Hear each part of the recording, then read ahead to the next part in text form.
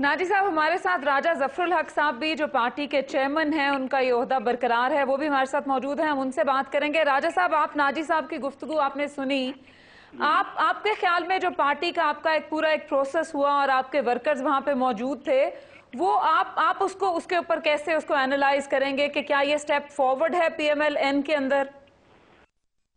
मैं ये समझता हूँ जी कि मियाँ साहब जब 99 में उनकी गवर्नमेंट, फेडरल गवर्नमेंट भी और प्रोविंशियल गवर्नमेंट्स भी वो ख़त्म की गई और आइन को ख़त्म किया गया और सारा सेटअप जो है उसको उठा के बाहर कर दिया गया जी। तो फिर उसके बाद बहुत मुश्किलात पेश आईं जी। और हम जो लोग रह गए थे, हमें तो कोई किसी जगह बैठकर पार्टी के इलेक्शन करने की इजाज़त भी नहीं थी।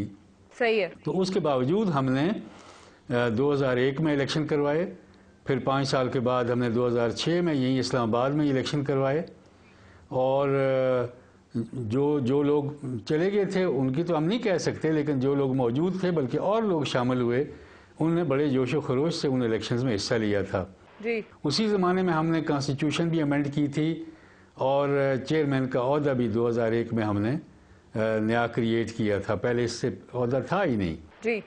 तो उसके बाद फिर हम एक उस जमहूरी तरीके से चलते रहे बावजूद मुश्किलात के।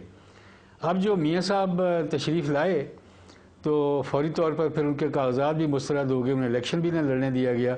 उसके बावजूद उन्होंने इस सारे प्रोसेस में हिस्सा लिया जी। For the sake of democracy. वो यही कहते थे कि अगर हम इलेक्शन में हिस्सा नहीं लेंगे बावजूद इन मुश्किलात के, तो फिर ये कैसे प्रोसेस आगे चलेगा।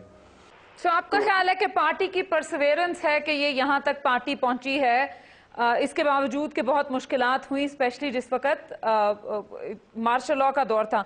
ये बताइएगा कि आपकी सितंबर 2009 में कुछ पार्टी की जो सारे ओहदे थे वो ख़त्म किए गए थे, नवाज शरीफ साहब ने किए थे। उसके बाद कोई पार्टी ने 4 डेडलाइंस दी इलेक्शंस की, लेकिन वो 4 डेडलाइंस मिस होने के बाद 5वीं जो तारीख दी गई 27 जुलाई की, उस पे हुआ। सो ये डिले किस लिए हुआ आपके इलेक्शन प्रोसेस के अंदर?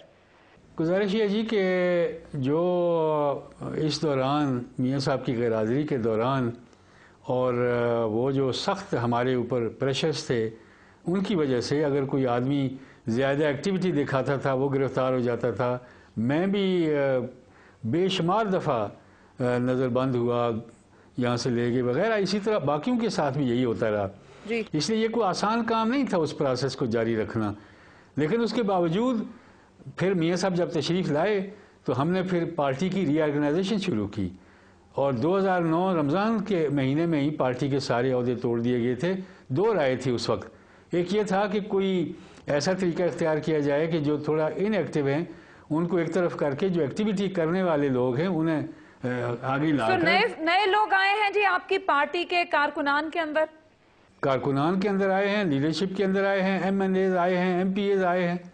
इसमें कोई शक नहीं कि ये खासी एक एनर्जाइज्ड पार्टी बनी है और फिर उसमें हमने यही कोशिश की है कि वो नीचे सतह पर पहले मेंबर साजी हो, फिर उसके बाद गाँव के सतह से इसी मौजू पे आपसे गुफ्तगू जारी रखेंगे। राजा साहब, हमें एक ब्रेक लेनी है, ब्रेक के बाद यहीं से दोबारा सिलसिला कलाम जोड़ेंगे।